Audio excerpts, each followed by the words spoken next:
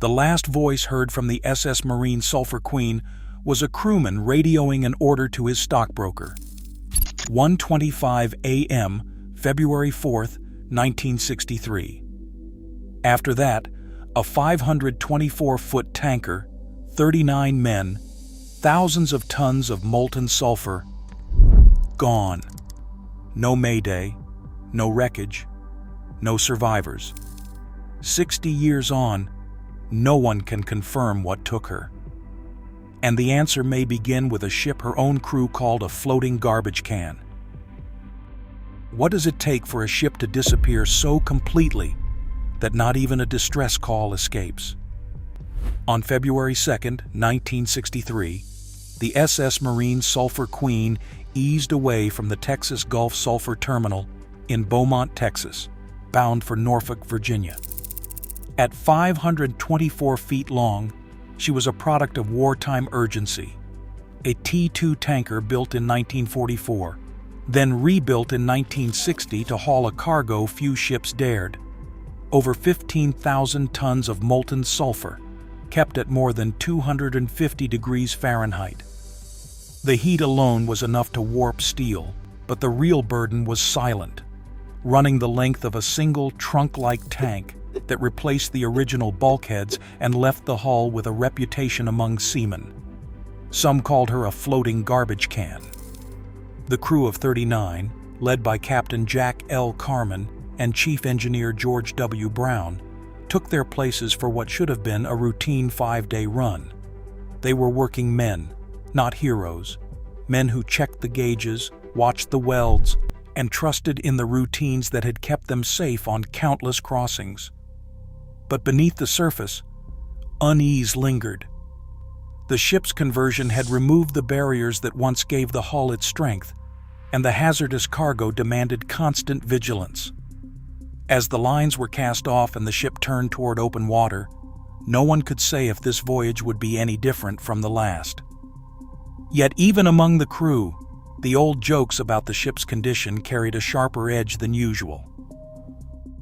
What counts as a warning sign at sea? Just after 1 in the morning on February 4th, a radio operator aboard the Marine Sulphur Queen sent a message to shore. It wasn't a report of engine trouble, bad weather, or any hint of distress. Instead, a crewman placed a personal order with his stockbroker in Florida, routine, almost mundane. The ship was 200 miles west of Key West, cutting through the Gulf in the dark. No urgency colored the words, no hint of danger. This message, so ordinary in its purpose, would become the last anyone would ever hear from the vessel. After that, no further radio contact, no distress call, not a single word to suggest anything was wrong. In the silence that followed, the absence of alarm became its own cause for unease, leaving families and investigators to wonder how a ship and her crew could vanish so quietly. What does it take for a ship to be declared missing? Noon on February 7th arrived in Norfolk with no sign of the Marine Sulphur Queen.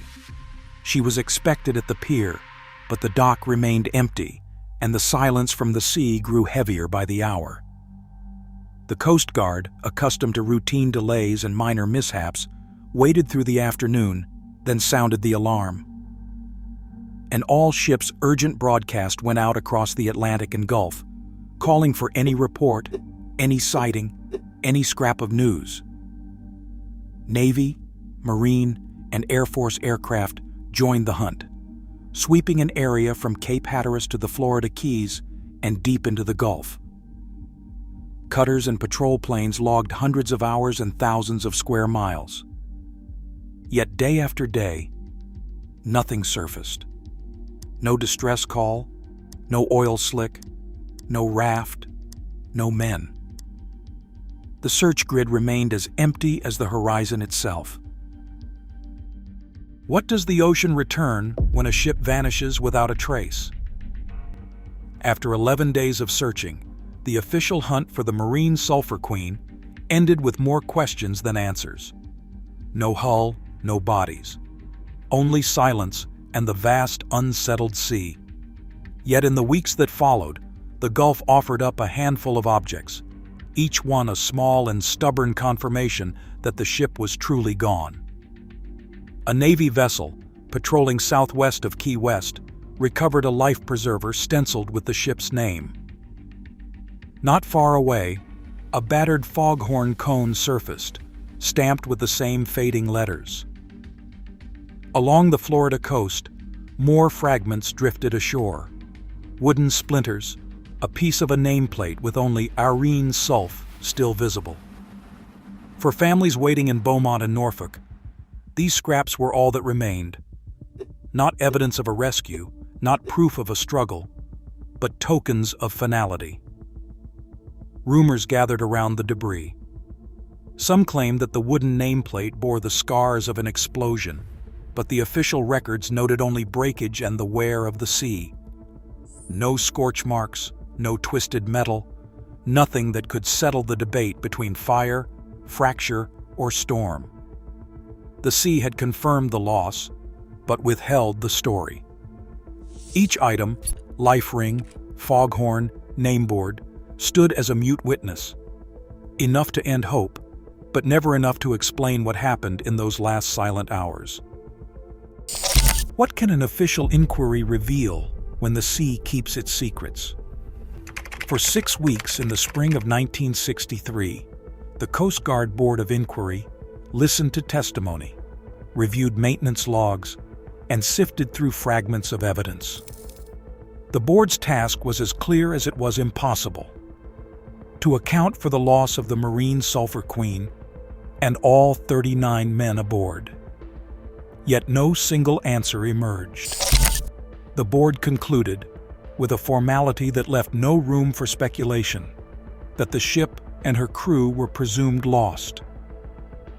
But as to why, the report stopped short of certainty. 4 scenarios were named, each plausible, none proven. Structural failure of the hull, an explosion of the molten sulfur cargo, a sudden encounter with severe weather, or a collision with something unseen beneath the waves. The board declined to rank these possibilities, refusing to favor one theory over another. That restraint was deliberate. Every scenario fit the known facts, yet none could be confirmed without a trace of the hull or the men. The silence of the Gulf left the case open. Within the inquiry's findings, a harsher truth took shape. Testimony from former crew and shipyard engineers made plain that the Marine Sulphur Queen was in poor condition even before she left Beaumont. Leaks had been reported around the sulfur tanks. Fires had become so routine that alarms were sometimes ignored. A scheduled dry dock inspection had been postponed for financial reasons, leaving known weaknesses unaddressed. The board's language was measured, but the meaning was clear. The vessel was unseaworthy, and the risks were well understood. In the end, the official verdict carried the weight of discipline, not speculation, leaving the mystery intact and the responsibility unresolved. What kind of cargo can erase a ship in seconds, leaving behind only silence? The Marine Sulphur Queen carried more than 15,000 tons of molten sulfur, a substance that turns deadly if not kept at a constant blistering heat. To keep the cargo liquid, the tanks were heated above 250 degrees Fahrenheit, temperatures high enough to warp steel and generate clouds of toxic explosive vapor. The ship's conversion for this trade meant most of the original safety barriers were gone, replaced by a single, trunk-like tank running nearly the length of the hull. In this confined space, a buildup of sulfur gas or a sudden breach could turn the vessel into a bomb. The explosion theory, never proven but impossible to dismiss, fits the facts. A loss so swift that no distress call could be sent, and a ship that vanished almost without a trace. What happens when a ship's very bones are weakened by design? The Marine Sulphur Queen's centerline trunk, stretching nearly the full length of her hull, replaced the original bulkheads that once divided and strengthened the ship. This single massive tank made her vulnerable to stresses that older T2 tankers were never meant to bear. Fires had broken out so often in the sulfur tanks that the crew had grown almost indifferent to alarms. Leaks beneath the insulation were a fact of life. In January 1963, a full dry dock inspection was scheduled, an overdue chance to address the known weaknesses. But the owners postponed it, unwilling to lose a profitable voyage. As the ship steamed into the Gulf, winds near 40 miles per hour and 14-foot seas pressed against a hull already compromised. Years later, a federal court would rule the vessel unseaworthy. No single flaw could be blamed for the loss, but the record left little doubt. The Marine Sulphur Queen sailed with risks no crew should have faced. How does a vanished ship become a legend? In the decades since the Marine Sulphur Queen disappeared, her story has often been swept into the lore of the Bermuda Triangle. But the records are clear. Her last known position was deep in the Gulf of Mexico, far from the infamous triangle's boundaries. For the families of the 39 men, myth offered no comfort. Their reality was years of litigation, waiting on courts to decide what the sea had already taken. A settlement was reached, but no hull was found, no bodies returned. More than 60 years on, the silence endures, an unanswered question that outlasts rumor, leaving only the memory of those lost and the ache of unfinished grief. Today, ships still carry hazardous cargo through uncertain waters. Regulations tighten, but human error and structural flaws persist. For the families, silence endures. The ocean keeps its secrets, reminding us that, even now, some questions at sea remain beyond answer. Thank you for watching.